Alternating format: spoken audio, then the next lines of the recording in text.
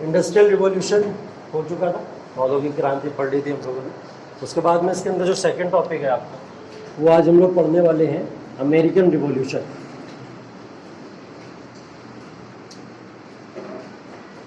और American revolution का introduction अगर छूट गया तो फिर बाद में कभी समझ नहीं आने वाला, ठीक है।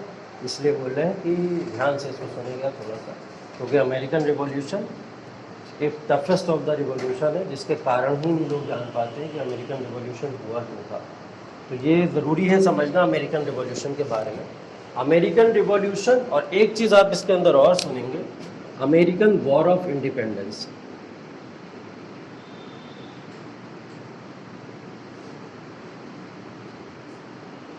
वैसे तो ये दोनों चीज़ें टॉपिक अलग है, लेकिन कभी कभी इन टॉपिक्स को हम लोग सब मर्ज करके पढ़ते हैं, ठीक है।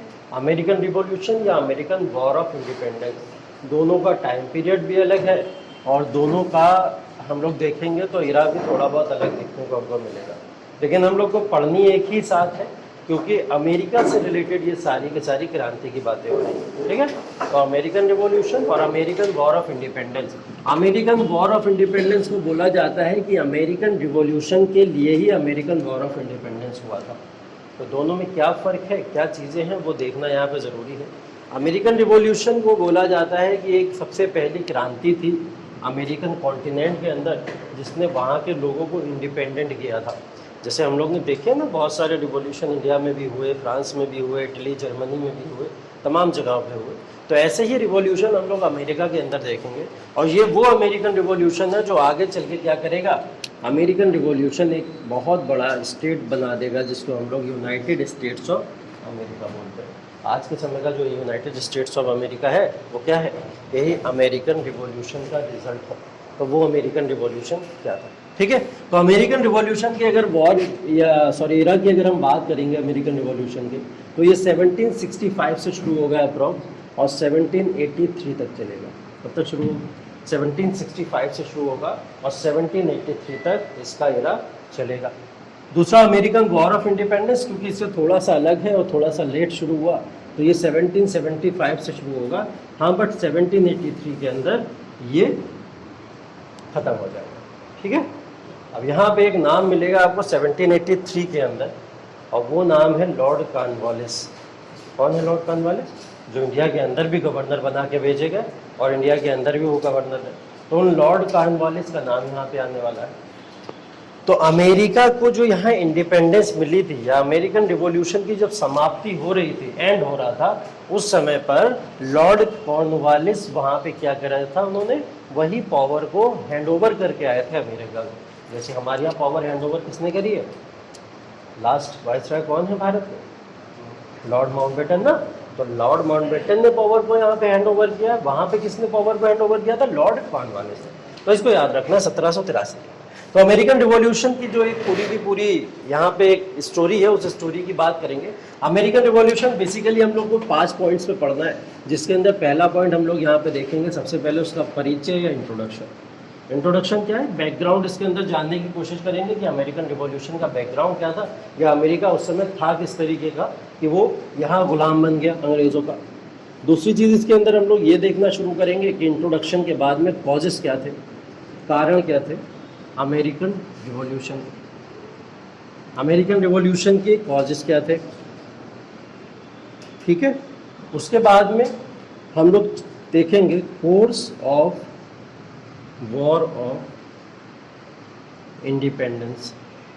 Course of war of independence का मतलब हम लोग घटनाक्रम देखेंगे पूरा का पूरा, कि घटनाक्रम क्या था, कि 1765 से जो लड़ाई शुरू हुई वो 1783 तक जा रही है। तो उसके अंदर बहुत सारे एक्ट पास हुए होंगे, बहुत सारे लोगों ने प्रोटेस्ट किया होगा, कि बहुत सारे मूवमेंट्स चले होंगे। तो वो सारे के सारे एक्ट, मूवमेंट्स या प्रोटेस्ट हम लोग इस course of war of independence में देखने वाले हैं। फोर्थ, इसके अंदर हम लोग सिग्निफिकेंस देखेंगे कि क्या कुछ सिग्निफिकेंस भी पड़ा क्या इसका सोसाइटी के ऊपर, या कुछ बड़ा चेंज आया इसके बाद में, या ये ज़्यादा चेंज नहीं लेके आ पाया। तो बोला जाता है कि सिग्निफिकेंस के अंदर हम लोग को बेसिकली यही देखना कि अमेरिका के अंदर तो चेंज आया था, लेकिन इसने किसी भी तरीके का कोई वर्ल्ड के ऊपर बहुत बड़ा इम्पैक्ट नहीं डाला, कि दुनिया के ऊपर इसकी वजह से बहुत बड़ा इम्पैक्ट पड़ गया हो, या कोई बहुत बड़ी कोई ऐसी फीलिंग डेवलप हो गई हो जिसकी वजह से जैसे फ्रेंच में तो पढ़ते हैं ना, आइडिया ऑफ नेशनलिज्म डेवलप हो गया, लिबर्टी, इक्वलिटी, फ्रेटर्निटी सबकी सब क्रिएट होना शुरू हो गई। यहाँ से क्या हुआ, यहाँ से कोई ऐसा बड़ा चेंज नहीं हुआ। हाँ, एक बहुत बड़ा चेंज हुआ, लेकिन वो अमेरिका के लिए ही था, अमेरिका का कॉन्स्टिट्यूशन बन गया था यहाँ पे, ठीक है। तो अमेरिका का कॉन्स्टिट्यूशन यहाँ पे क्रिएट हो गया था। उसकी बात यहाँ पे करनी है हम लोगों को। फिफ्थ पॉइंट जो है लास्ट इसके अंदर, वो हम लोग इसका थोड़ा सा क्रिटिसिज्म भी पढ़ने वाले हैं, आलोचनाएं भी पढ़ेंगे कि या ये जो पूरा का पूरा अमेरिकन रिवॉल्यूशन हुआ, क्या सच में इसकी नीड थी, और अगर नीड थी और हो भी गया तो फिर इसके बाद में क्या सोसाइटी में बहुत बड़ा चेंज आ पाया या नहीं आ पाया। तो इस क्रिटिसिज्म के अंदर वो तमाम चीज़ों को यहाँ पे पढ़ने की कोशिश करेंगे, ठीक है। तो ये पूरा का पूरा एक आपका ये चार्ट है, जिस चार्ट के अंदर इस पूरे के पूरे अमेरिकन रिवॉल्यूशन को पढ़ने वाले हैं। आज के क्लास के अंदर इंट्रोडक्शन और कॉजेज ऑफ अमेरिकन रिवॉल्यूशन, ये दोनों चीज़ें आज क्लास में हम लोग कवर कर लेंगे। उसके बाद में कल के क्लासेस में 3 टॉपिक कवर करेंगे, ठीक है। तो ये 2 पार्ट में हम लोग पूरा का पूरा अमेरिकन रिवॉल्यूशन। लेट मत आया करो, मैं जब शुरू करता हूँ 15 मिनट वेट करके शुरू करता हूँ, फिर पूरा फ्लो खराब होता है, ठीक है। मैंने ये बताया कि अमेरिकन रिवॉल्यूशन और अमेरिकन वॉर ऑफ इंडिपेंडेंस दोनों चीज़ों को हम लोग पैरेलली पढ़ने वाले हैं। वैसे दोनों चीज़ें अलग अलग हैं, लेकिन हम लोग इसको पैरेलली पढ़ने वाले हैं। अमेरिकन रिवॉल्यूशन के अंदर ही अमेरिकन वॉर ऑफ इंडिपेंडेंस है। अमेरिका अपने आप को आज़ाद करने की लड़ाई भी उसी क्रांति के अंदर लड़ना शुरू कर दिया था। जैसे भारत के अंदर क्रांति तो हुई, लेकिन भारत में आज़ादी की लड़ाई नहीं लड़ी। अगर भारत उसी समय इंडिपेंडेंस की भी लड़ाई लड़ना शुरू कर देता तो शायद भारत को 1857 के अंदर ही आज़ादी मिल जाती, लेकिन उन्होंने आज़ादी की लड़ाई नहीं लड़ी। अमेरिका ने आज़ादी की लड़ाई लड़ना शुरू कर दी। जैसे ही क्रांति करी पड़ी, उन्होंने उसका फ़ायदा उठाया तुरंत, और फ़ायदा उठा के उसी में आज़ादी की लड़ाई को इंक्लूड कर दिया, ठीक है। तो ये चीज़ें हैं, इसके बाद हम लोग इन तमाम टॉपिक्स के ऊपर चर्चा करने वाले हैं। क्लियर?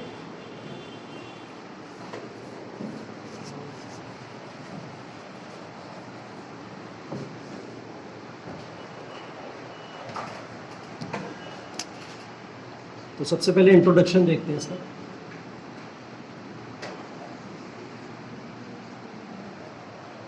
तो अमेरिकन सोसाइटी की बात होना शुरू हो गया, ऑब्वियस सी बात है जब इंट्रोडक्शन की बात हो रही है। तो इंट्रोडक्शन के अंदर अमेरिकन सोसाइटी के यहाँ पे बात करने वाले हम लोग। अमेरिकन सोसाइटी कैसी थी और किस तरीके के लोग अमेरिका के अंदर रहा करते थे, ठीक है। सबसे पहली बात तो वहाँ पे बोला जाता है कि अमेरिका के अंदर नेटिव अमेरिकन्स लोग थे। वहाँ के लोग कैसे थे? नेटिव अमेरिकन्स बोला जाता था। मतलब यहाँ के सारे जो रियल अमेरिकन्स हैं, जिसको लेके आज भी वहाँ लड़ाई चलती रहती है कि नेटिव अमेरिकन्स कौन है और बाद में अमेरिका के अंदर बाहर से आके कौन लोग बस गए। इसको लेके अभी ब्लैक एंड वाइट वाला वॉर देखते रहते हो, जो अमेरिका में सबसे बड़ा इलेक्शन का मुद्दा वही है ना। अमेरिका के अंदर सबसे बड़ा इलेक्शन का मुद्दा वही बनाया जाता है, ब्लैक एंड वाइट। तो नेटिव अमेरिकन्स को बोला जाता है, वहाँ के ओरिजिनल अमेरिकन्स थे। ये कौन ओरिजिनल अमेरिकन्स थे?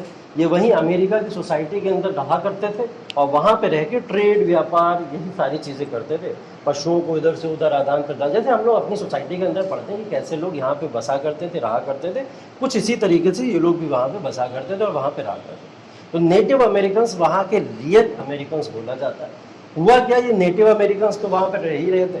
अब यहाँ की सोसाइटी 2 पार्ट में डिवाइड हो गई, जिसको हम पूरे के पूरे इस रिवॉल्यूशन को कवर करने वाले हैं। उन 2 पार्ट में बोला गया, एक थे पैट्रियट्स। कौन थे? पैट्रियट्स। पैट्रियट्स एक ग्रुप था वहाँ पे अमेरिकन्स के अंदर, जिनको पैट्रियट्स कहा जाता है। इनके साथ में फ्रेंच पावर भी थी। इनके साथ में फ्रेंच पावर भी, ठीक है। पैट्रियट का मतलब पैट्रियोटिज्म की फीलिंग है ना, हम लोग देशभक्त कहते हैं जिसको हम लोग। तो ये पैट्रियट्स वही है जो अपने देश के प्रति बहुत ईमानदार थे और अपने देश को अंग्रेज़ों से मुक्ति दिलाना चाहते थे। ये वो पैट्रियट्स हैं। इनका साथ इसमें कौन दे रहा था? फ्रांस दे रहा था, ठीक है। फ्रांस यहाँ पे इनका साथ दे रहा था, तो वो फ्रेंच पावर की बात हो रही है।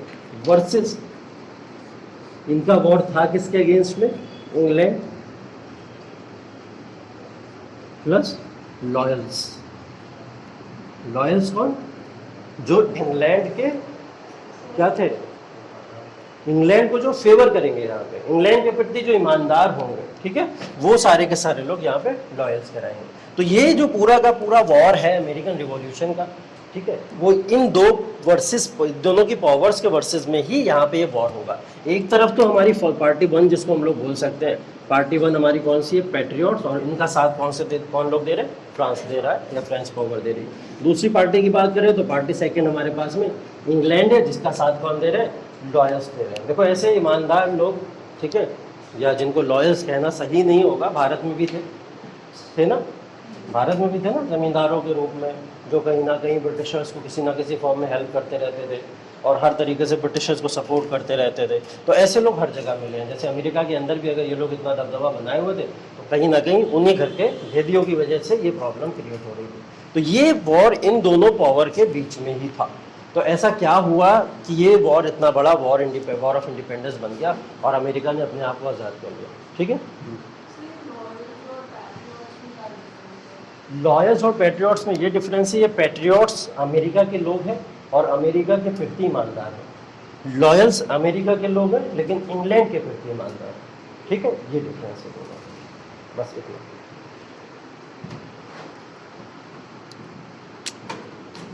इसके बाद में थोड़ा सा कॉलोनियल हिस्ट्री देख लेते हैं अमेरिका की। अमेरिका एक कॉलोनी बना कैसे? ठीक है, अमेरिका तो बोला जाता है कि इंडिपेंडेंट था, तो अमेरिका एक कॉलोनी बना कैसे? अमेरिका एक कॉलोनी का मतलब तो समझ रहे हो ना? कॉलोनी का मतलब तो ये हुआ ना, ब्रिटिश के अंडर में आके वहाँ पे रहना शुरू कर दिया था जिन्होंने, अपनी कॉलोनी बना ली थी। ऐसा ये वर्ड अभी बार बार यूज होगा, उसको थोड़ा सा याद रखिएगा। कोलोनियलिस्ट, कोलोनियलिस्ट, ठीक है। इसका मतलब क्या? इसका मतलब ये है, देखो ये वॉर जो था इसका मतलब ये है कि ये हम लोग नॉर्थ अमेरिका देख रहे हैं, इस नॉर्थ अमेरिका के अंदर यहाँ से लेके यहाँ तक की जितनी भी स्टेट आएंगी, ये वाली जो आपको ग्रीन में दिख रही है ना, ये ऐसी टोटल 13 स्टेट है यहाँ पे। कितनी थी? 13 स्टेट्स थी और 13 की 13 इंडिपेंडेंट स्टेट थी। कोई किसी के पावर में नहीं, कोई किसी के अंडर में नहीं, सब अपने आप में इंडिपेंडेंट। जैसे जॉर्जिया, न्यूयॉर्क, ये सारी की सारी ऐसी 13 स्टेट थी यहाँ पे। तो कॉलोनियलिस्ट वही कहलाते थे जो इन 13 स्टेट के अंदर बसने वाले लोग थे। इन 13 स्टेट्स के अंदर जो भी लोग यहाँ पे बसने वाले लोग थे, वही सारे के सारे लोग कॉलोनियलिस्ट कहलाते थे। ठीक, और इन्हीं कॉलोनियलिस्ट ने क्या करा था? अमेरिका को फ्रीडम दिलाई थी, अमेरिका को आज़ादी दिलाई थी और इन 13 स्टेट्स को मिला के एक बहुत बड़ा स्टेट बना दिया जिसको यूनाइटेड स्टेट्स ऑफ अमेरिका बोला जाता है आज के समय में। ठीक है, ये पूरी की पूरी स्टोरी है इसके पीछे। तो कॉलोनियल हिस्ट्री की बात कर रहे थे हम लोग। कॉलोनियल हिस्ट्री ऑफ अमेरिका की बात करें तो हम लोग को ये पता है, हमने नाम सुना है कोलंबस का। नाम सुना है कोलंबस का? कोलंबस निकला किसके लिए था? इंडिया के रास्ते की खोज के लिए। ठीक, तो कोलंबस यहाँ इंडिया के रास्ते की खोज के लिए निकला, लेकिन 1492 के अंदर कहाँ से निकला था? ये स्पेन से। 1492 के अंदर वो पहुंच गया वेस्ट इंडीज। कहाँ पहुंच गया था? West Indies. और जब वो वेस्ट इंडीज पहुंचा तो वेस्ट इंडीज पहुंचने के बाद उसने बोला यही इंडिया है। ठीक है, जिद्दी बोला मैं तो इंडिया में ही गया हूँ, मुझे तो यही मानना है कि यही इंडिया है। ठीक, उसने मान लिया और उसने मान कर उसको नाम भी दे दिया। बोले कि मैं कौन से वाले इंडिया में पहुंचा हूँ? वेस्ट वाले इंडिया में पहुंचा हूँ, तो मैं इसको क्या नाम दे दूंगा? वेस्ट इंडीज नाम दे दूंगा। तो तब से इसका नाम वेस्ट इंडीज पड़ा और आज तक इसका नाम वेस्ट इंडीज ही पड़ा हुआ है। तब वेस्ट इंडीज कहाँ है? वेस्ट इंडीज मिलेगा आपको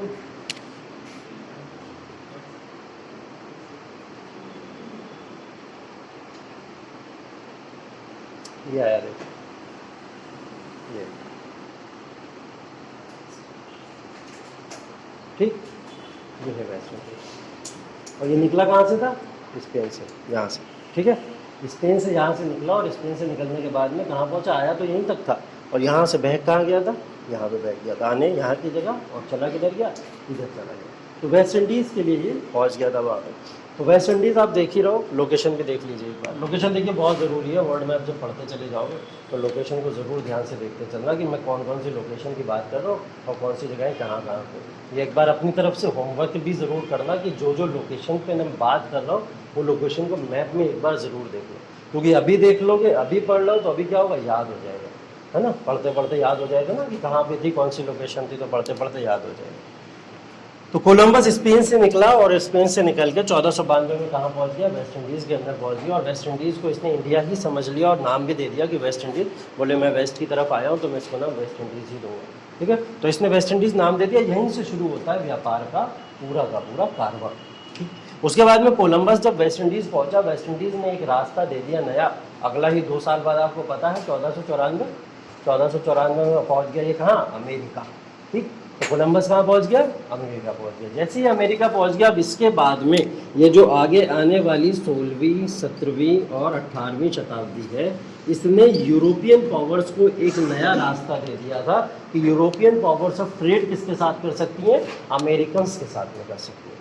ठीक है, मैंने कल बताया भी था, जो दो बेसिकली हम लोग देखते हैं ना कि जो सबसे इम्पोर्टेंट जोन रहे हैं यूरोपियन ट्रेड के लिए, या फिर हम लोग कहें कि कॉलोनियल पावर के लिए सबसे इम्पोर्टेंट पिलर्स रहे हैं, वो कौन कौन से रहे हैं, एक नॉर्थ अमेरिका रहा है और एक इंडिया रहा है। ये दो की तो बात की थी हम लोगों ने। पूरे वर्ल्ड के अंदर नॉर्थ अमेरिका और इंडिया, ये दोनों सबसे इम्पोर्टेंट प्लेस रहे हैं ट्रेड के लिए पूरे यूरोप को रिच करने वाले अमेरिका और इंडिया ही हैं।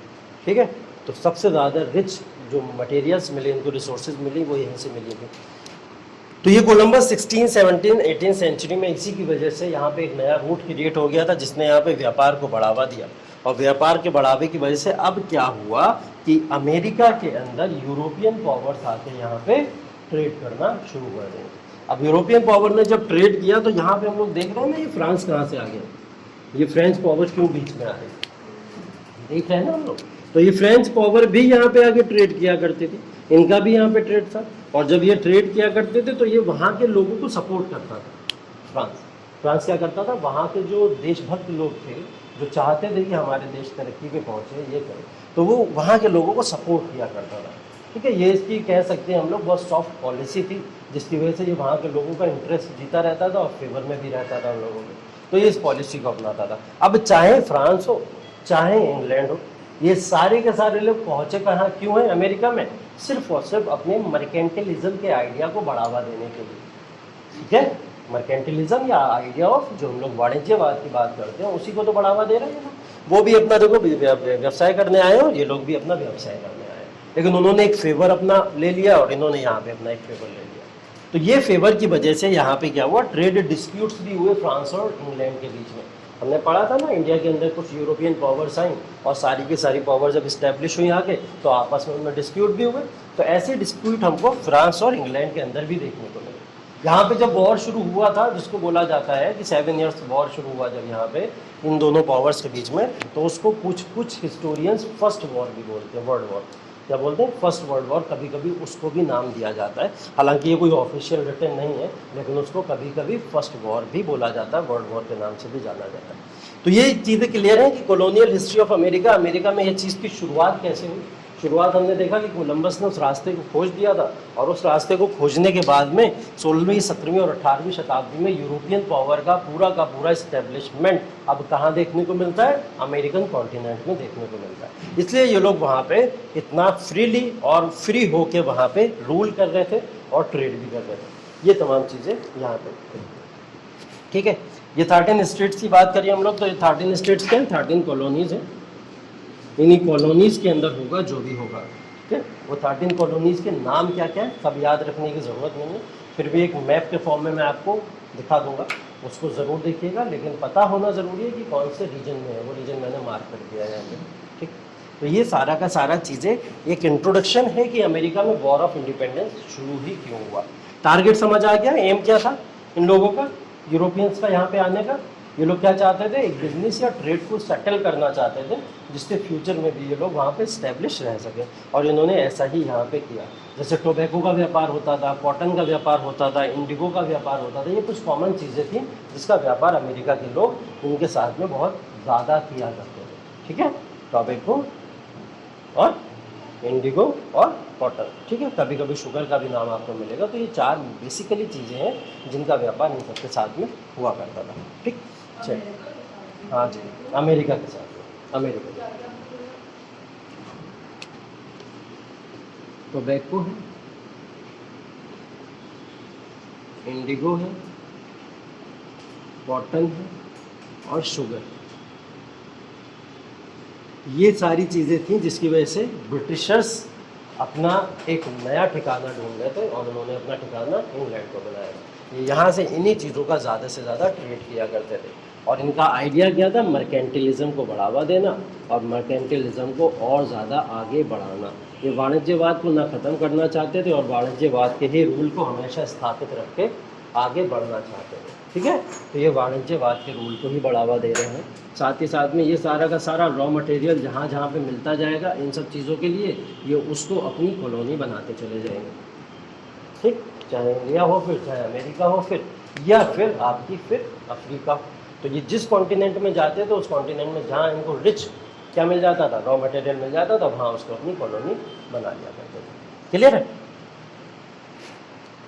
चलिए, ये तो था पूरा इंट्रोडक्शन जिसमें हम लोग बात कर रहे थे कि बैकग्राउंड क्या है पूरे के पूरे अमेरिकन रिवॉल्यूशन का।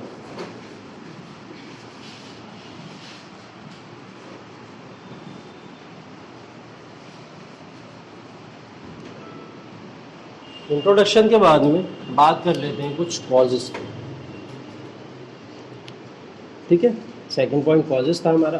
तो कॉजेस को भी हम लोग कुछ पार्ट्स में डिफाइन करेंगे कि क्या क्या कॉजेस थे वहाँ पे जिसकी वजह से ये इतना बड़ा क्रांति हुई और अमेरिकन रिवॉल्यूशन हुआ और वॉर ऑफ इंडिपेंडेंस जिसकी वजह से शुरू हो गया। पहला कॉज बोला जाता है सोशियो कल्चरल कॉजेस या सोशियो कल्चरल कॉजेस। एक कारण नहीं था, कई थे तो कॉजेस हो जाएंगे सोशियो कल्चरल कॉजेस। दूसरा कारण होगा इसके अंदर पॉलिटिकल कॉजेस, कुछ राजनीतिक कारण भी है इसके पीछे, और तीसरा इसके पीछे हो जाएगा इकोनॉमिक कॉजेस, और तीसरे क्या हो जाएंगे, आर्थिक कारण। ठीक है, तो वन बाय वन तीनों को डिस्कस कर लेते हैं। यहाँ पे तीनों की बात कर लेंगे अभी हम लोग।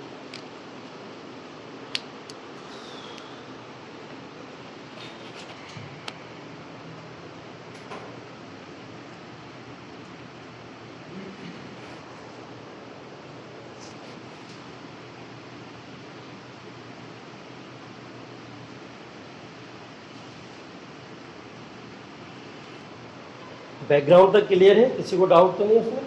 इंट्रोडक्शन सब समझ आ गया ना?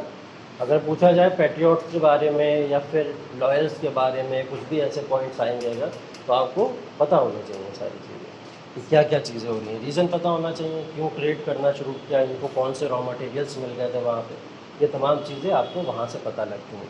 ठीक है, और फ्रांस क्यों आ गया था यहाँ पे, इंग्लैंड क्यों था यहाँ पे, अमेरिका के अलावा ये दो पावर वहाँ पे कर क्या रही थी, तो इसके बारे में भी पता होना चाहिए। अभी इसको हम लोग क्या करेंगे, अभी इंडिया के साथ में भी कनेक्ट करेंगे, बहुत आसानी से कनेक्ट कर लेंगे। अभी उसको मैं अभी लाना नहीं चाह रहा हूँ, जब लाऊंगा तब उसके बारे में डिटेल में बात करूँगा। ठीक है, वो आगे पता चलेगा। तो कॉजेज़ के अंदर सबसे पहले देख लेते हैं हम लोग सोशियो कल्चरल कॉजेज़ क्या थे इसके, और सोशियो कल्चरल कॉजेज़ के ऊपर बात कर लेते हैं।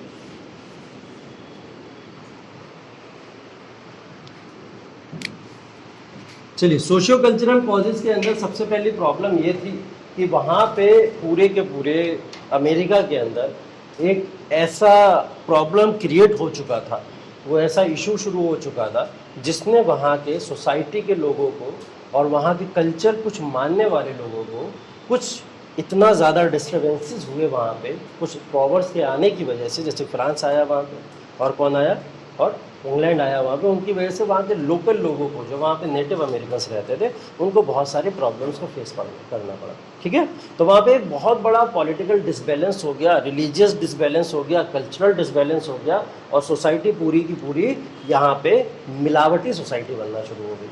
प्रॉब्लम ये हुआ था, हम लोग यूरोप के बारे में जब बात कर रहे थे इंडस्ट्रियल रिवॉल्यूशन के अंदर, तो यूरोप के अंदर हमने देखा था कि कुछ लोग यूरोप में बहुत परेशान हैं। वो परेशान किसकी वजह से हैं? उन राजाओं की वजह से परेशान है जो उनके ऊपर ज़बरदस्ती अपना रूल थोपा करते थे, उनके ऊपर ज़बरदस्ती चर्च का रूल थोपा करते थे, उनसे बोला करते थे you have to follow only Bible, और बाइबल को फॉलो नहीं करोगे तो फिर आपको या तो मार दिया जाएगा या तो फिर आपको इस देश में नहीं रहने दिया जाएगा। कुछ ऐसे उनके ऊपर कहीं ना कहीं ऑब्लिगेशंस लगे हुए थे। तो ये सारे ऑब्लिगेशन जब वहाँ की यूरोपियन सोसाइटी के ऊपर लगे तो यूरोप के लोग निकल के दूसरी जगहों पे जाना शुरू कर दिए, क्योंकि उनको चाहिए थी आज़ादी, और वो आज़ादी के साथ में रहना चाहते थे और अपना ट्रेड, रोज़गार, व्यापार सब सर्च करना चाहते थे। क्योंकि यूरोप में इन सब चीज़ों के ऊपर ऐसे लोगों के ऊपर बैन लगा दिया गया था जो चर्च के अकॉर्डिंग नहीं चलेगा उसको हम पूरी तरीके से बॉयकॉट कर देंगे, और वहाँ पे हम ऐसे लोगों को कोई भी राइट नहीं देंगे, एम्प्लॉयमेंट नहीं देंगे, और ना ही वो किसी भी तरीके से यहाँ पे किसी रिलीजन या कस्टम को फॉलो कर सकते हैं। ये सब चीज़ें थी वहाँ। अब हुआ क्या कि हम लोग देखते हैं कि यूरोपियन सोसाइटी के अंदर उस समय जो मानने वाले लोग थे वो क्रिश्चियनिटी को थे। पूरी यूरोपियन सोसाइटी क्रिश्चियनिटी, सारे के सारे लोग मानने वाले।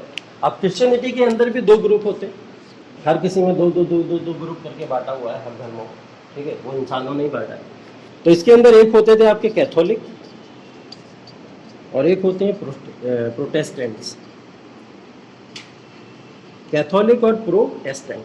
तो ये कैथोलिक और प्रोटेस्टेंट जो अलग अलग समुदाय हैं दोनों, इन दोनों समुदाय के अंदर एक क्या था, एक अब आप लोग कह सकते हैं बहुत बड़ा डिस्प्यूट था। वो डिस्प्यूट ये था कि एक तो रूल ऑफ चर्च को फॉलो कर रहा है पूरी तरीके से, और एक क्या है, इंडिपेंडेंट सोच वाला है। वो क्या करता है कि इंडिपेंडेंटली सोच सकता है और आज़ादी है उसको। जैसे आपने देखा होगा क्रिश्चियनिटी के अंदर बहुत सारे लोग हैं, बहुत सारे लोग हैं क्रिश्चियनिटी के अंदर जो अपने आप को फ्री रखते हैं पूरी तरीके से। अब वो क्रिश्चियनिटी के अंदर हर एक चीज़ को अडॉप्ट करते हैं, जो उनको ठीक लगता है मानेंगे, नहीं ठीक लगता नहीं मानेंगे। वो क्या है, अपने रिलीजन को तो मानते हैं लेकिन सारी की सारी जो भी उनके ऊपर ऑब्लिगेशन है उनसे अपने आप को फ्री रखते हैं। ऐसे लोग कौन होते हैं जो अपने आप को पूरी तरीके से फ्री रखते हैं? वो होते हैं कैथोलिक। कौन होते हैं? कैथोलिक। ये बाइबल को फॉलो तो करते हैं बट अपने आप को फ्री रखते हैं बहुत सारे जो इनके ऊपर कस्टम्स लगे हुए होते हैं उनसे, ठीक है, वो होते हैं कैथोलिक। प्रोटेस्टेंट्स वो लोग होते हैं जिनके लिए सिर्फ और सिर्फ बाइबल की कही हुई बात ही सत्य वचन है। जो लिख गया बाइबल में वो लिख गया बाइबल में, अब उसके अंदर जो लिखा है आपको वही फॉलो करना है। उसके अंदर आप ना तो अपनी तरफ से कोई चेंज कर सकते हैं और ना ही किसी भी तरीके का कोई इसके अंदर बड़ा मूवमेंट ला के इसके अंदर कोई भी अमेंडमेंट कर सकते हैं। तो ये सारी की सारी चीज़ें हम लोग को यहाँ देखने को मिलती है, ठीक। तो ये दो तरीके की क्रिश्चियनिटी वहाँ पे थी। अब इसमें से कौन से लोग परेशान हैं? कैथोलिक वाले ना, ये लोग तो बाइबल फॉलो कर रहे हैं, और जो लोग भी बाइबल फॉलो कर रहे हैं वो लोग वहाँ पे रहे, उनको सारी सुविधाएं दी जाएंगी। धर्म को मानिए, पोप को मानिए, क्लर्जी को मानिए, और सारी की सारी चीज़ आपको मुहैया कराई जाएंगी। मानते थे ये लोग, थोड़ा अपोज करते थे, बोले हम नहीं मानते हैं ऐसी चीज़ों को, हमको थोड़ा सा अलग। तो इंग्लैंड के अंदर, अब यहाँ पे थोड़ा सा इंग्लैंड की अगर हम बात करें तो इंग्लैंड के अंदर बोला जाता था कि रूल ऑफ चर्च था। क्या था इंग्लैंड के अंदर? Rule of church. अब रूल ऑफ चर्च की मतलब क्या हो गया? यहाँ पे प्रोटेस्टेंट थे, चर्च के रूल का मतलब तो यही हो गया जो बाइबल को फॉलो कर रहे हैं। तो बाइबल को फॉलो करने वाले या चर्च को फॉलो करने वाले, रूल ऑफ चर्च को फॉलो करने वाले सभी लोग प्रोटेस्टेंट। तो इंग्लैंड के अंदर रूल किसका था? चर्च का था। अब इनके ऊपर, इंग्लैंड के लोगों के ऊपर जब किसी भी तरीके का ज़बरदस्ती कुछ थोपा जाएगा तो ये सारे के सारे कैथोलिक लोग निकल नहीं जाएंगे यहाँ से, और निकल के कहाँ पहुँच गए ये लोग? अमेरिका के अंदर। तो अमेरिका के अंदर यूरोपियंस आए कैसे? रीज़न था ये, ठीक है। इन तमाम रीजंस की वजह से यूरोप से लोग निकले और ज़्यादातर लोग इंग्लैंड से निकले और कहाँ पहुँच गए? अमेरिका के अंदर पहुँच गए। इंग्लैंड में रूल किसका था? चर्च का रूल था, और चर्च के रूल का मतलब प्रोटेस्टेंट होता है, क्योंकि बाइबल को वही लोग फॉलो करते हैं। हाँ, जब ये क्लैशेस होने लगे यूरोप के अंदर बहुत ज़्यादा, तो इन क्लैशेस को लेके यहाँ के लोगों ने जो प्रोटेस्टेंट था उनको छोड़ दिया, और कैथोलिक लोग यहाँ से निकल के कहाँ पहुँच गए? अमेरिका के अंदर पहुँच गए। तो अमेरिका ज़्यादा फ्री करता है आज के समय में, ज़्यादा इंडिपेंडेंट है रिलीजन से, किसके मुकाबले? यूरोप के मुकाबले। यूरोप के अंदर कस्टम्स को, आज भी क्रिश्चियनिटी के कस्टम को बहुत आप लोग देखते हैं कि जुनून या पैशनेट की फॉर्म में फॉलो किया जाता है, क्योंकि वहाँ के लोग ज़्यादा कौन है? प्रोटेस्टेंट है। और अमेरिका के अंदर बहुत फ्री है, हर चीज़ को लेकर फ्रीडम है, तो वो क्या है? कैथोलिक टाइप ऑफ सोच के लोग हैं, ठीक है। तो ये दोनों में डिफरेंस था। तो प्रोटेस्टेंट और कैथोलिक को लेके ये लड़ाई दुनिया में शुरू हुई। इस लड़ाई ने अमेरिका की क्रांति को जन्म दिया, ठीक है। जब यहाँ से लोग सारे के सारे कैथोलिक अमेरिका के अंदर बसे, तो अमेरिका के अंदर बसने के बाद में अब वहाँ पे अमेरिका के अंदर यूरोप के कुछ लोग सेटल हो गए जाके। अब यूरोप के लोग जब वहाँ पे सेटल होंगे जाके, तो देखिए डिसइंटीग्रेशन होना शुरू हो जाएगा वहाँ के लोकल लोगों का। वहाँ के लोकल लोग भी उस चीज़ से परेशान होना शुरू हो जाएंगे। तो वहाँ के कुछ लोग लोकल जो थे वो उससे परेशान हुए। हालांकि परेशानी उनकी तब बढ़ गई जब इंग्लैंड का जो रूल ऑफ चर्च था उसने बोला हमारे लोग भी वहाँ पे, हमारा ट्रेड भी वहाँ पे, तो क्यों ना हम वहीं चले। तो ये प्रॉफिट के लिए पीछे पीछे भागते चले आए, कहाँ पे? अमेरिका के अंदर भागते चले। और ये अमेरिका के अंदर आके इन्होंने भी फिर क्या करा? अमेरिका के ऊपर धीरे धीरे धीरे करके कंट्रोल इस्टेब्लिश करना शुरू कर दिया। तो ये वन ऑफ द रीज़न था कि जिसकी वजह से सोशियो कल्चरल कॉजेज़ कि अमेरिका के अंदर एक रिवॉल्यूशन या क्रांति होने वाली है। पहला कारण मिल गया हमको, क्या कारण है? ये यूरोपियन के अंदर जो क्रिश्चियनिटी थी, वो क्रिश्चियनिटी के अंदर जो भी किसी भी तरीके का डिस्प्यूट था, उस डिस्प्यूट ने इस चीज़ को बढ़ावा दिया। ठीक है, तो ये पहला कारण था। दूसरा कारण,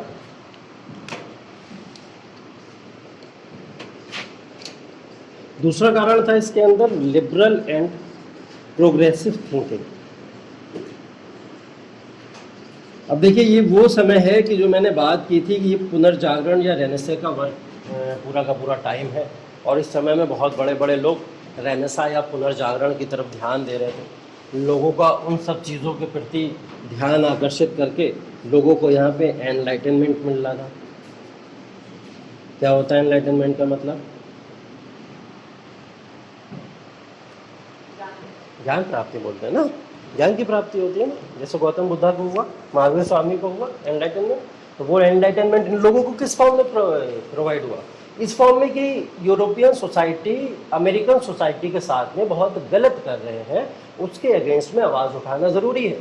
तो ये ज़रूरी आवाज़ उठाना इनको कहाँ से पता लगा? जब इनको कुछ लोगों ने, लिबरल थिंकर्स ने आके बताया कि आप लोगों के साथ में ये चीज़ें गलत हो रही हैं। कुछ फिलोसफर्स हर सोसाइटी में आए हैं और उन्होंने आके गलत को गलत बताया है और उसके अगेंस्ट में आवाज़ भी उठाई है। तो जब इन्होंने आवाज़ उठाई तो यही उन लोगों के लिए ज्ञान प्राप्ति बन गई कि चलो हमको ये तो पता लगा कि हमारे साथ कुछ गलत हो रहा है। तो ऐसा गलत बताने वाले कुछ लोग सोसाइटी के अंदर आए, जिसकी वजह से ये सब सोशियो कल्चरल कॉजेज जो भी थे हमको पता लगना शुरू हो गया। अब लिबरल आइडियाज़ क्या क्या थे उस समय में? कौन कौन से लिबरल आइडियाज़ हो सकते हैं? जैसे हम लोग लिबरलिज्म भी कह सकते हैं। लिबरलिज्म का मतलब आज़ादी चाहिए, ये ज़बरदस्ती का हमारे ऊपर थोपा क्यों जा रहा है किसी भी चीज़ को, तो हमको आज़ादी दो। दूसरी चीज़, लिबरल या प्रोग्रेसिव थिंकिंग में एक चीज़ ये भी हो सकती है जिसको हम लोग लिबरलिज्म तो बोलते ही हैं, और साथ ही साथ में यहाँ पे लोगों की प्रॉपर्टी छीन ली गई थी, तो इनको राइट ऑफ प्रॉपर्टी भी चाहिए था। हमारी प्रॉपर्टी हमको वापस करो। राइट ऑफ प्रॉपर्टी भी यहाँ पे जन्म लेती है और राइट ऑफ प्रॉपर्टी को भी बढ़ावा देने को मिलता है। तीसरी चीज़ यहाँ पे थी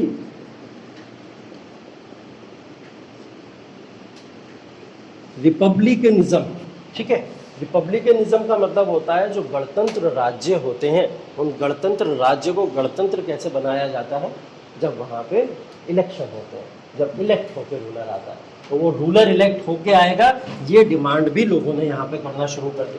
तो ये सब वहाँ के क्या थे? सोशल कॉजेज थे। क्या थे वहाँ के? सोशल कॉजेज थे। तो कुछ सामाजिक मुद्दे वहाँ पे उठे, जिन मुद्दों ने क्या करा? इन सारी चीज़ों को बढ़ावा दिया। इन मुद्दों को उठाने वाले कुछ लोग थे, इन मुद्दों को उठाने वाले वहाँ पे कुछ लोग थे, जिनके नाम हम लोग को 4-5 नाम भी अगर आप लोग याद कर लोगे तो वो आप लोग के लिए बहुत सफिशिएंट हो जाएंगे। जैसे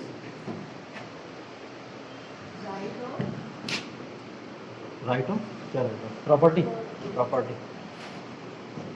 ठीक है, जैसे मैं बात करूं अगर कुछ एग्जांपल्स की कि कौन कौन से लोग थे उस समय जिन्होंने ये लिबरलिज्म का आइडिया, ठीक है, या फिर हम लोग कहते हैं रिपब्लिक आइडिया जो जनरेट किया, वो सारे लोग कौन थे जिन्होंने यहाँ पे सोशल कॉजेस को बढ़ावा दिया और वो फिलोसफिकल थिंकिंग लोगों के सामने रखी। इसमें एक नाम हम लोग पढ़ेंगे, जॉन लॉके। जॉन लॉके, ठीक है, एक नाम है जॉन लॉके।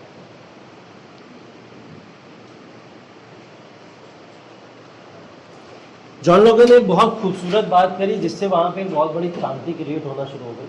उन्होंने बोला था कि पावर कम्स फ्रॉम पीपल। ठीक है, पावर कहाँ से आती है? लोगों से आती है। पावर चर्च से नहीं आती, पावर किंग से नहीं आती, पावर कहाँ से आती है?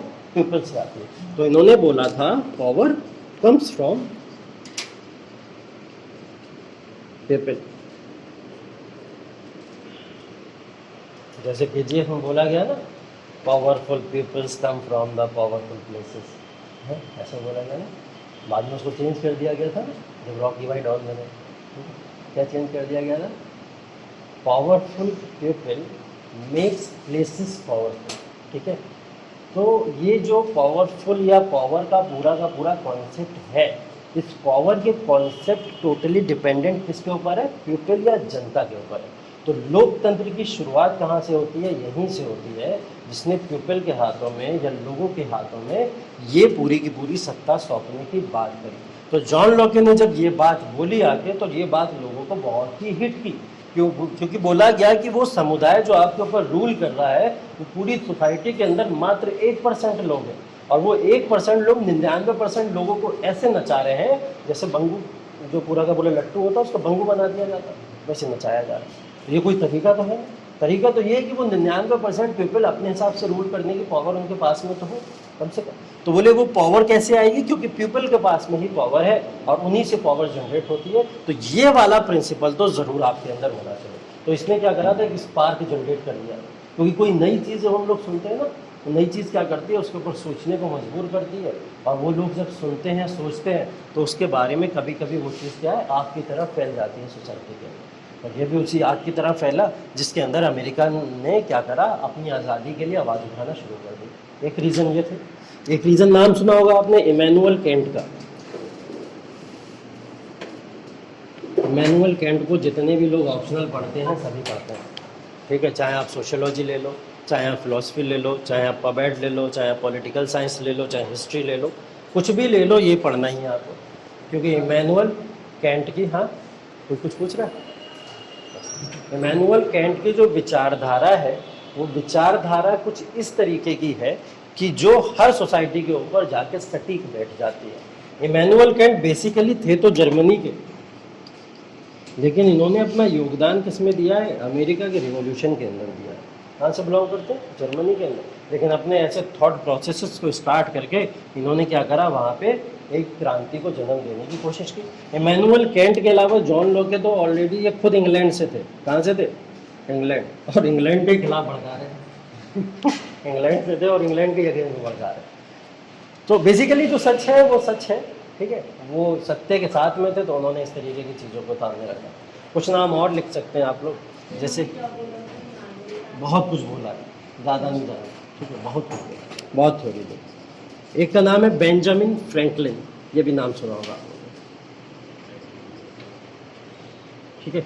बेंजामिन फ्रैंकलिन, बेंजामिन फ्रैंकलिन ये अमेरिका से ही थे, ये अमेरिका से ही बिलोंग करते हैं। ये सब वो थिंकर्स हैं जिन्होंने यहाँ पे एक स्पार्क जनरेट कर दिया था अमेरिकन रिवॉल्यूशन के लिए, ठीक है। थॉमस पेन, थॉमस पेन एक और ये नाम है, ये भी कहाँ से बिलोंग करते हैं? अमेरिका से ही बिलोंग करते हैं ये। तो ये कुछ देखो नाम ऐसे हैं, इन सबको याद कर लेना, ये नाम आप लोग के राइटिंग में बहुत ज़्यादा काम आएंगे, ठीक है। चाहो तो एक नाम और लिख लो, PAINE, मॉन्टेस्क्यू। मॉन्टेस्क्यू ये फ्रांस से बिलोंग करते थे, तो एक फ्रांस वाला भी लिख ही लो, काम आएगा कहीं ना कहीं। अब ये देखो जितनी क्रांति पढ़ोगे ना आप लोग, चाहे वो फ्रेंच रिवॉल्यूशन पढ़ो, चाहे वो अमेरिकन रिवॉल्यूशन पढ़ो, चाहे जर्मनी का यूनिफिकेशन पढ़ो, ये सब लोग आपके काम नहीं आ जाएंगे क्या? आ जाएंगे ना। इन्होंने कुछ ना कुछ फिलोसफर्स ऐसे थे जिन्होंने ऐसी थिंकिंग डेवलप की होगी वहाँ की सोसाइटी के लोगों के बीच में, जिसकी वजह से ये एक रीज़न बन गया वहाँ रिवॉल्यूशन का। तो ये सब लोग काम आएंगे आपके आगे चल के, ठीक है। तो सोशियो कल्चरल कॉजेज ये थे हमारे पास में। कल्चरल या रिलीजियस कॉजेज में हम लोग ने देख लिया कौन सी प्रॉब्लम थी, चर्च वाला इशू था, जिसके अंदर जो क्रिश्चियनिटी थी वो 2 पार्ट में डिवाइड हो गई थी। और उसके बाद में हम लोग ने सोशल कॉजेज के अंदर देख लिया कि लोगों को अपनी कुछ आज़ादी चाहिए थी, और उस आज़ादी को डेवलप करने वाले लोग कौन थे? ये लिबरल या प्रोग्रेसिव थिंकिंग के लोग, ठीक है। तो ये पहला कॉज हो गया इसके अंदर।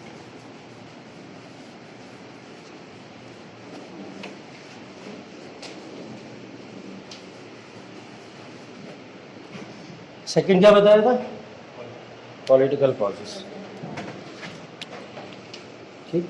पॉलिटिकल कॉजेज या फिर राजनीतिक कारण देख लेते हैं क्या थे इसके पीछे। पॉलिटिकल कॉजेज या फिर राजनीतिक कारण।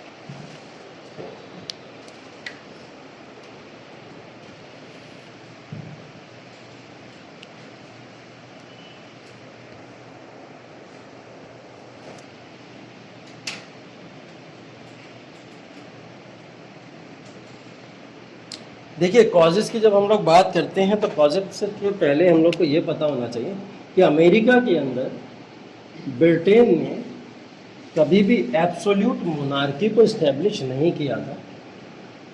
एब्सोल्यूट मोनार्की को इस्टेब्लिश करने का मतलब ये हो जाता है कि हर एक डिसीज़न को अब सिर्फ आपके कौन लेगा? इंग्लैंड ही लेगा। और कोई लेने वाला नहीं है। एब्सोल्यूट मोनार्की का मतलब प्रशासन अब सीधा का सीधा डायरेक्टली किसके हाथों में है? इंग्लैंड के हाथों में। और आप चाह के भी उसके अंदर कोई बड़ा चेंज नहीं ला सकते, कुछ भी कर नहीं सकते, अपनी आवाज़ भी उठा नहीं सकते। वो होती है एब्सोल्यूट मोनार्की। हाँ, रिवॉल्यूशन कर सकते हैं, रिवॉल्ट कर सकते हैं। हाँ, उसके अंदर क्या होगा? आपको अपनी जान की बाजी लगानी पड़ेगी, कीमत अदा करनी पड़ती है जब भी रिवॉल्यूशन होता है ऐसा बड़ा। तो एब्सोल्यूट मोनार्की जैसी कोई भी चीज़ वहाँ पे अमेरिका के अंदर नहीं थी, ठीक है। उसके बावजूद पॉलिटिकल कॉजेज जो यहाँ से जनरेट होना शुरू हुए, वो जनरेट होना शुरू हुए कि हमको पता है कि लेजिस्लेटिव और एग्जीक्यूटिव जैसी चीज़ें बहुत ही पहले ये सब लोग डेवलप कर चुके थे। पता है ना हम लोगों को, इंग्लैंड तो इन सब पे बहुत पहले से ही काम कर रहा है, मैग्ना कार्टा के समय से ये सब चीज़ें। तो लेजिस्लेटिव और एग्जीक्यूटिव के अंदर जो लोग भी अपॉइंट होके आते थे या जिन लोग का भी अपॉइंटमेंट होता था, वो लोग अपॉइंटमेंट करने वाले कौन थे? ब्रिटिशर्स थे। कौन अपॉइंट करते थे? ब्रिटिशर्स अपॉइंट करते थे। अमेरिका के अंदर लेजिस्लेटिव भी था, एग्जीक्यूटिव भी थी, लेकिन उनको अपॉइंट करने वाले कौन थे? ब्रिटिशर्स थे। तो ब्रिटिशर्स ही इनको अपॉइंट करते थे। ब्रिटिशर्स के हाथ में था कि किसको बनाया जाए और किसको हटाया जाए। ये सारा का सारा किसके हाथ में था? सीधे ब्रिटिशर्स के हाथ में था। दूसरा पॉइंट इसके अंदर अगर हम लोग बात करें कि यहाँ पे एक अपॉइंटेड गवर्नर हुआ करता था, जैसे भारत में पढ़ा ना आप लोगों ने, तो यहाँ पे भी एक अपॉइंटेड गवर्नर हुआ करता था हर जगह। तो ये अपॉइंटेड गवर्नर जो यहाँ पे हुआ करता था, वो अपॉइंटेड गवर्नर पूरे के पूरे अमेरिका के अंदर, अगर हम लोग अमेरिकन कॉन्टिनेंट के अंदर बात करें, तो ये अपॉइंटेड गवर्नर कौन चुनेगा यहाँ पे? बताओ, चूज कौन करेगा? ब्रिटिशर्स करेंगे। तो यहाँ पे क्राउन ही चूज करके भेजा करता था, जैसे भारत के अंदर क्राउन चूज करके भेजते हैं, ठीक है। फर्स्ट वाला जो आपकी लेजिस्लेटिव और एग्जीक्यूटिव होती है, मतलब एक तो कार्यपालिका है आपकी और एक कौन सी है? लेजिस्लेटिव उसको बोलते हैं विधायिका, ठीक है। विधायिका और कार्यपालिका। विधायिका और कार्यपालिका के अंदर जो लोग भी चुन के बैठे गए हैं, उनको अपॉइंट करने वाले कौन थे? ब्रिटिशर्स थे। और ये असेंबली है कहाँ? अमेरिका के अंदर है। अमेरिका के अंदर चुन कौन रहा है? ब्रिटिशर्स चुन रहे हैं, ठीक है। तो ये सारी कॉलोनीज यहाँ पे हुआ करती थी, ठीक है। तो लेजिस्लेटिव और एग्जीक्यूटिव को अपॉइंट करने वाले ब्रिटिशर्स थे। इसी तरीके से वहाँ पे गवर्नर का भी अपॉइंटमेंट होता था, वो कौन करा करता था? क्राउन करते थे। यहाँ तक तो ठीक। इसके बाद में तीसरा पॉइंट अगर हम लोग देखें, वो तीसरा पॉइंट ये था कि कुछ रिप्रेजेंटेटिव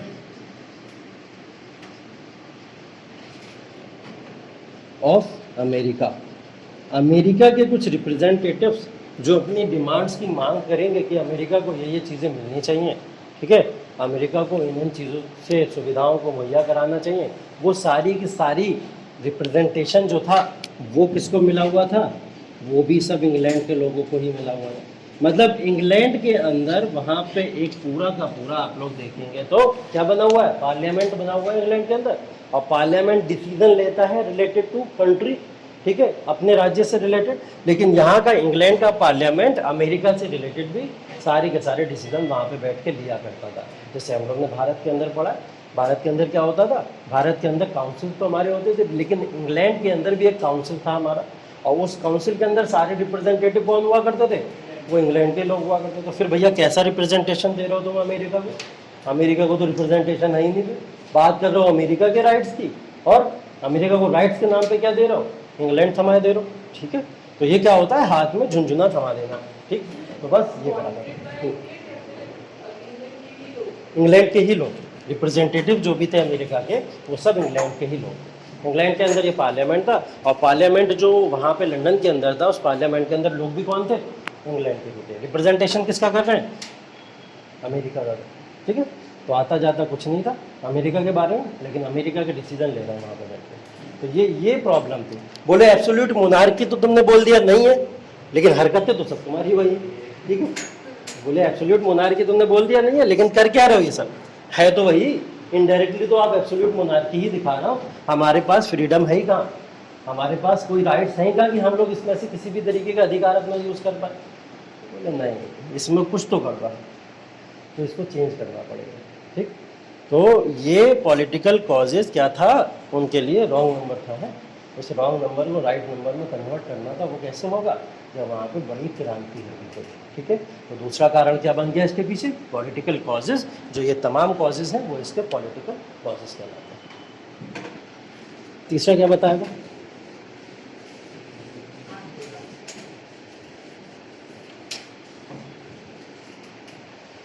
देखो ये जितना भी सब कुछ कर रहे हैं ना अंग्रेज, इसके पीछे कारण यही है सब जो हम लोग अब बात करने जा रहे हैं, ठीक है। इकोनॉमिक, ठीक, इकोनॉमिक कॉजेज या आर्थिक कारण, ये सब कुछ आर्थिकी के लिए करते थे। किसके लिए करते थे, सिर्फ पैसे के लिए करा करते थे, और इनको कुछ मतलब नहीं था कहाँ के लोग किस कंडीशन में कैसी हालत में रहते हैं।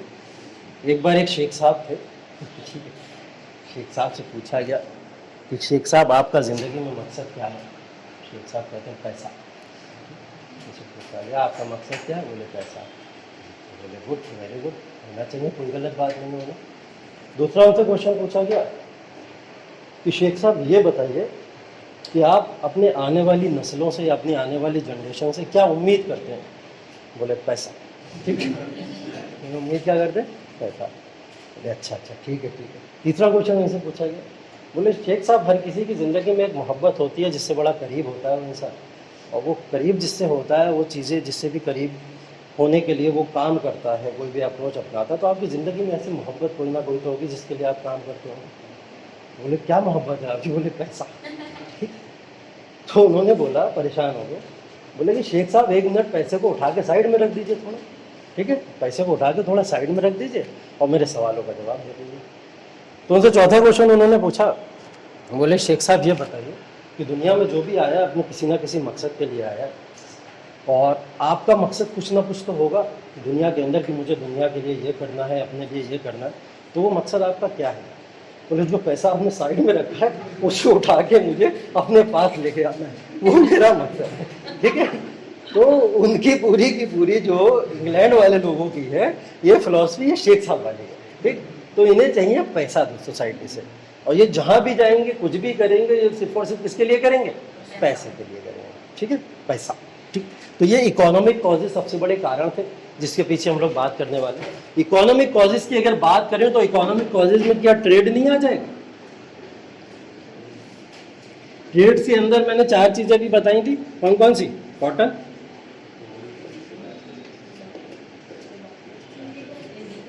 इंडिगो और शुगर और टोबैको, ठीक है। ये ट्रेड्स के लेके 4 चीजें वहां पे बहुत ही कॉमन थी, नॉर्मल थी। अब ये लोग देखिए जो भी वहां पे ट्रेड एंड कॉमर्स को डेवलप करेंगे, वो trade and commerce no doubt वहां की 13 कॉलोनीज के अंदर डेवलप करना इन्होंने शुरू किया। अब उन 13 कॉलोनीज में इन्होंने डेवलप तो किया ट्रेड को करना। अब देखिए ट्रेड ये लोग बड़ा ही विचित्र टाइप का किया करते थे, ठीक। वो ट्रेड कैसा हुआ करता था कि ये यूरोपियन सोसाइटी के अंदर जब ट्रेड हुआ करता था, कैमरे के एंगल को थोड़ा सा ऐसे कर दो जिससे मैप दिख जाए, सर्वेश,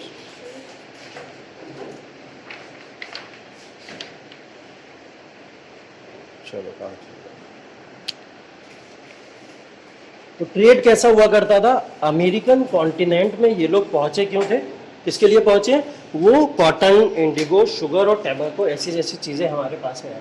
अब ये लोग क्या करते थे कि यूरोप के अंदर ये सारे के सारे लोग, यूनाइटेड किंगडम ऑफ इंग्लैंड ये है, और सारा का सारा इन्होंने क्या करना था, प्रोड्यूस करना था यहाँ पे। तो सारे रॉ मटेरियल्स तो यहाँ पे इन 13 की 13 कॉलोनीज के अंदर। तो ये क्या करते थे, यहाँ से जितना भी रॉ मटेरियल मिलता था उस सारे के सारे रॉ मटेरियल को उठा के कहाँ लाते थे, इस इंग्लैंड के अंदर लेके आते थे। कहाँ ला रहे हैं, यहाँ इंग्लैंड के अंदर लेके आ रहे हैं। तो ये रॉ मटेरियल को सब इंग्लैंड के अंदर लेके आते थे, और इंग्लैंड के अंदर रॉ मटेरियल आने के बाद में फिर वो रॉ मटेरियल जब यहाँ से पूरा का पूरा प्रोड्यूस होकर जब रॉ मटेरियल के फॉर्म में, कंप्लीट फॉर्म में प्रोडक्शन होकर यहाँ पहुँच गया, यहाँ पहुँचने के बाद में फिर ये लोग यहाँ से सप्लाई शुरू करते थे, जो अफ्रीका के अंदर जाती थी, जो हमारी एशिया के अंदर जाया करती थी, ठीक है। तो ये इन लोग का ये ट्रेंड हुआ करता था। अब अमेरिका के अंदर से सारे के सारे प्रोडक्शन को उठा रहे हैं, और बेनिफिट कौन ले रहा है इसका, यूनाइटेड किंगडम ले रहा है, ठीक। तो ये लोग क्या करते थे, यहाँ से पूरा का पूरा प्रोडक्शन किया, प्रोडक्शन करने के बाद इन्होंने इनके ऊपर नेविगेशन एक्ट्स लगा दिए थे।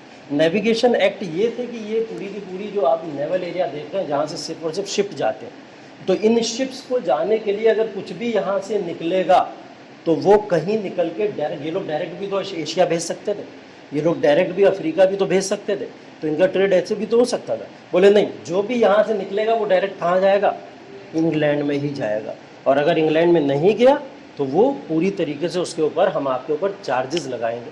पहली बात तो ऐसा होता नहीं था, अगर इन लोगों ने बोल दिया इंग्लैंड ने कि इंग्लैंड में पहले प्रोडक्शन होके आएगा तो वो इंग्लैंड में ही आया करता था। अब ये सारी की सारी रिसोर्सेज आ गए इंग्लैंड के अंदर। अब देखो इन्होंने फ़ायदा कैसे उठाया इस चीज़ का।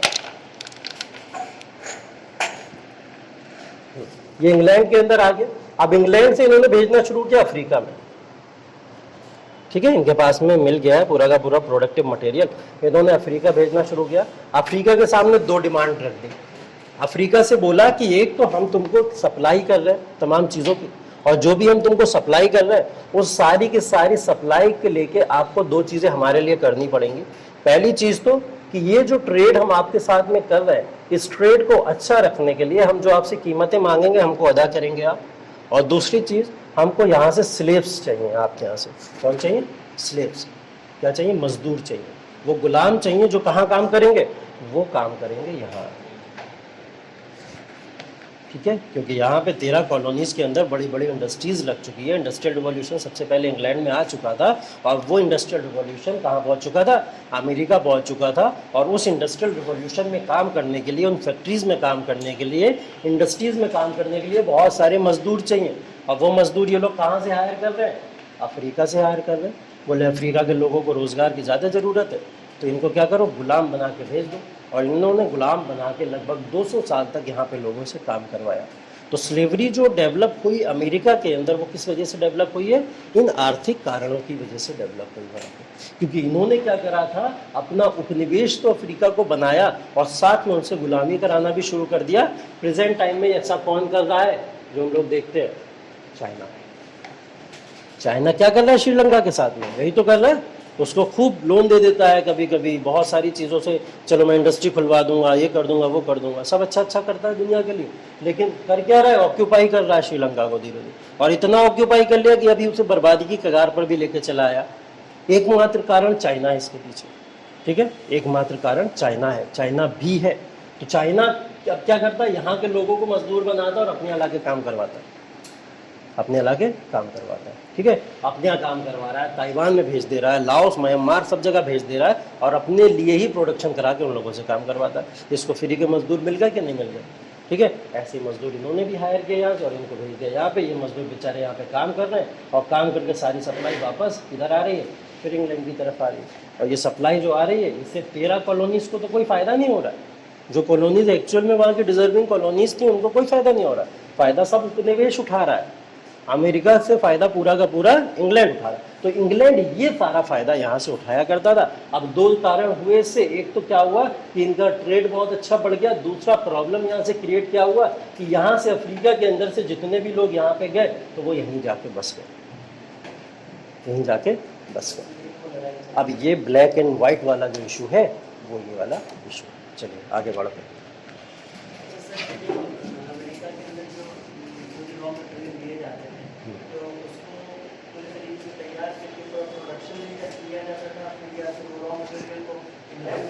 डिपेंड करता था। पहली बात तो प्रोडक्शन के पूरे प्रोडक्शन को करा के ही ये सप्लाई कराते थे, या फिर कभी कभी रॉ मटेरियल को मंगाते थे।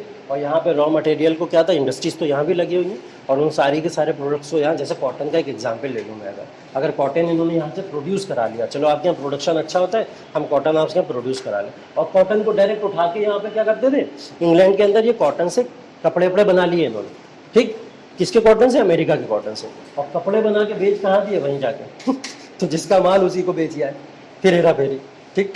तो ये क्या करते थे, यहाँ से उठाते थे और यहाँ का माल उठा के वापस वहीं बेच दिया करते थे। तो जिसका माल 50 रुपए के वो लोग यहाँ प्रोड्यूस कर रहे थे, और वो 50 रुपए में प्रोड्यूस करने के बाद में अगर कपड़ा बना के कीमत भी, लागत भी लगाते, तो 60 रुपए में अपने लोगों को कपड़े पहना देते अच्छे से। अब वो माल उठा के ये लोग अपने यहाँ ले जा रहे हैं, और यहाँ से प्रोड्यूस करके फिर लाया करते थे, तो अब 660 का माल उन्हें 600 रुपये का बढ़ना शुरू हो गया। तो ये भी कारण था एक, जिसकी वजह से यहाँ पे इस लेवल की इकोनॉमिक इश्यूज होना शुरू हो गए, ठीक है। तो जैसा मैंने बताया, एक तो ये प्रॉब्लम थी। दूसरी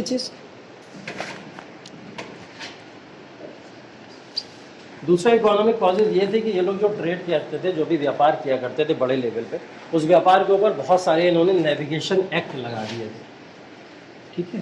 कुछ ऐसे नाविक कानून या नाविक नियम बना दिए थे जिसके थ्रू इंग्लैंड और अमेरिका के अंदर व्यापार अच्छा होता रहे और उसका कोई भी इम्पैक्ट जो है इंग्लैंड की इकोनॉमी के ऊपर ना पड़े। तो बोले कौन कौन से लॉ बनाए गए। एक लॉ बनाया गया था, एक एक्ट बनाया गया था 1651 का एक्ट, 1651 का एक्ट, 1651 का एक्ट।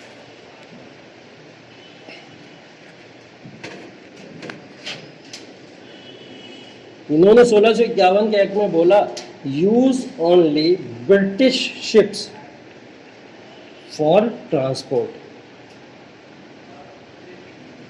ट्रांसपोर्ट के लिए क्या करेंगे आप, सिर्फ और सिर्फ ब्रिटिश शिप्स को यूज करेंगे, ठीक है। जो भी ब्रिटिश शिप्स होती थी वो ट्रांसपोर्ट के लिए यूज हो रही है।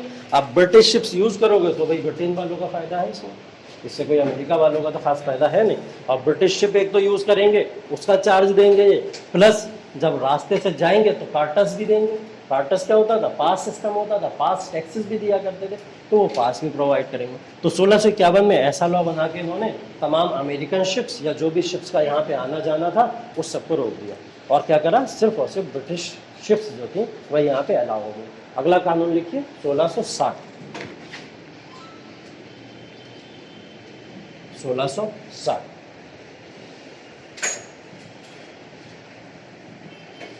1660 का कानून भी बड़ा अच्छा है इनके लिए, ठीक है। Sugar, cotton, Indigo and tobacco, बोले ये चारों चीजें, इन चारों का एक्सपोर्ट सिर्फ और सिर्फ कहाँ होना चाहिए, इंग्लैंड के अंदर होना चाहिए, और कहीं कर दियो तो घूस दिए जाओगे, ठीक। ऐसा 1660 के अंदर इन्होंने बना के धमकी दे दी इन लोगों को कि ये 1660 में एक ऐसा कानून पारित कर दिया गया है कि अब शुगर, कॉटन, इंडिगो और टोबैको ये चारों चीज़ें सिर्फ और सिर्फ एक्सपोर्ट होकर कहाँ जाएंगी, इंग्लैंड के अंदर। इंग्लैंड के बाहर ये नहीं जा सकते। 1663 एक नेविगेशन एक्ट और आया।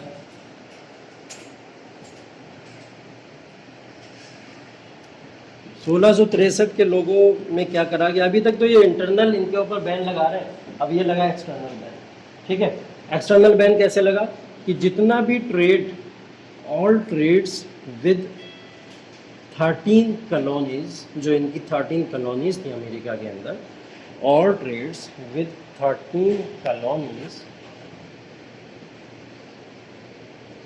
Via England.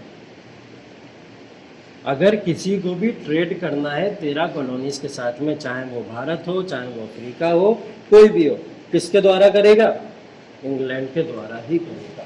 और जब तक इंग्लैंड परमिशन नहीं देगा, जब तक इंग्लैंड अपना रास्ता नहीं देगा, तब तक वो वहाँ पे किसी भी तरीके का कोई ट्रेड नहीं कर सकता। यहाँ पे कुछ नदियाँ बड़ी बड़ी पड़ते हैं, ओशियन पड़ते हैं बहुत बड़े बड़े से, वो ओशियन और लेक्स के बारे में आप लोग ज़रूर देख लेना एक बार मैप में जाके, कि जो बोला जाता है 5 लेक्स, ग्रुप ऑफ 5 लेक्स यहाँ पे पड़ता है, उस ग्रुप ऑफ 5 लेक्स का नाम पढ़ लेना, ठीक है। यहाँ पे हम लोग देखते हैं कि बहुत बड़ी बड़ी आपकी आसपास रिवर्स वगैरह निकलेंगी, जैसे मिसिसिपी वगैरह को देखेंगे यहाँ पे, तो उनके बारे में जान ज़रूर लेना कि इन 13 कॉलोनीज से मिलती हुई कौन कौन सी ऐसी रिवर्स हैं जो यहाँ से निकल रही हैं या गुजर रही हैं।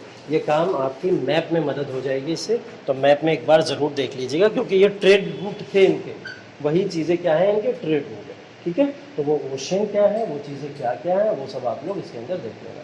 बेसिकली ये ज्योग्राफी का पार्ट है, लेकिन यहाँ पे मैं आपको इसलिए इंपॉर्टेंट बता रहा हूँ क्योंकि यहाँ से ट्रेड हो रहा है, और ट्रेड जिस रूट से हो रहा है वो रूट इंपॉर्टेंट हो जाता है। जैसे सिल्क रूट हमारे लिए इंपॉर्टेंट था क्योंकि उससे ट्रेड हुआ करता था, ठीक है। इसी तरीके से यहाँ पे भी ट्रेड हो रहा है।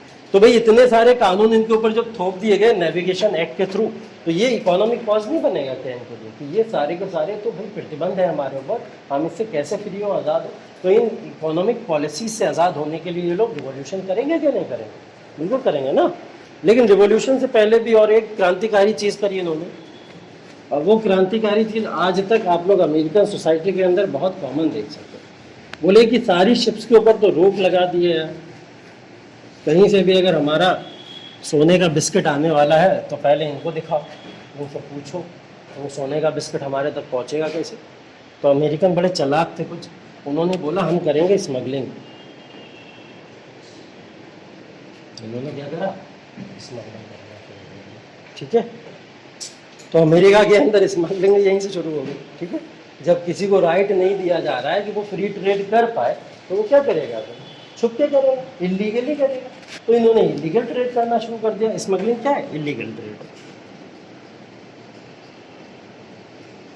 ये इलीगल ट्रेड स्मगलिंग के फॉर्म में ये लोग क्या करते थे, बाहर से मंगाया भी करते थे और बाहर से ट्रेड भी क्या करते थे, लेकिन कैसे करते थे, छुप छुप के करते थे। और ये लोग करेंगे कौन, अमेरिकन करेंगे या कॉलोनलिस्ट करेंगे, यही लोग तो करेंगे क्योंकि प्रतिबंध तो इन्हीं के ऊपर है ना। तो कॉलोनलिस्ट जितने भी थे वो सारे के सारे ये काम करा करते थे और यहाँ से स्मगलिंग को मिलना, बढ़ावा मिलना शुरू हो गया। इसके पीछे कारण ये भी बताया जाता है कि ये जो 1651 या 60 वगैरह में जो भी कानून बने, 63 वगैरह में, तो इन कानून का इन्फोर्समेंट बहुत ही ज़्यादा स्ट्रॉन्ग नहीं था। क्या बोला गया कि ये कानून जो यहाँ पे बने इनका इन्फोर्समेंट बहुत स्ट्रॉन्ग नहीं था। मतलब अगर तुमने कानून का उल्लंघन किया तो हम तुमको फांसी की सज़ा दे देंगे, हम तुमको देश से निकाल देंगे, या हम तुम्हारे परिवार को दिवालिया घोषित कर देंगे, ये करेंगे वो करेंगे। ऐसे बहुत ही ज़्यादा स्ट्रिक्ट लॉ नहीं बनाए थे उन्होंने। लेकिन हुआ क्या, 1763 के अंदर इन्होंने क्या करा, जितने भी ये कानून थे इन कानून को क्या करा, मोर स्ट्रॉन्ग एंड स्ट्रिक्ट कर दिया। अब ये कानून इतना ज़्यादा स्ट्रॉन्ग या स्ट्रिक्ट हो गए कि अगर कोई अब स्मगलिंग करता हुआ पकड़ा गया या कुछ भी करता पकड़ा गया तो उसके ऊपर सीधी कार्रवाई होना शुरू हो गई थी। ठीक है, तो ये कार्रवाई होना यहाँ से शुरू हो गई। तो ये इकोनॉमिक कॉजेज थे जिनके ऊपर इस चीज़ का इम्पैक्ट पड़ गया। अभी तक तो चलो काम चला ले रहे, इलीगली कर रहे हैं लेकिन कर ले रहे थे, अपना काम ही चला ले रहे थे, लेकिन अब इतना स्ट्रॉन्ग बन गया तो अब तो इनको आवाज़ उठानी पड़ेगी। और वो आवाज़ कहाँ से उड़ गई, 1765 से हम लोग इसको शुरुआत समझते हैं। ठीक है, 1765 शुरुआत समझते हैं। तो ये इकोनॉमिक कॉजेज लगभग खत्म आपके यहाँ पे। ठीक है, इकोनॉमिक कॉजेज के बाद में हम लोग पढ़ रहे थे, कोर्स पढ़ना है हम लोगों को पूरा का पूरा कि क्या इसका घटनाक्रम था इस पूरे के पूरे रिवॉल्यूशन का। उस घटनाक्रम के अंदर कम से कम सारे के सारे इंसिडेंट्स आ जाएंगे 1765 से लेकर 83 तक। इवन 1765 से भी पहले चलेंगे हम लोग, 1765 से थोड़ा पहले इसलिए चलेंगे क्योंकि हम लोग एक 7 ईयर्स ऑफ स्ट्रगल देखेंगे। 7 सालों का एक स्ट्रगल हुआ है फ्रांस और इंग्लैंड के बीच में आपस में।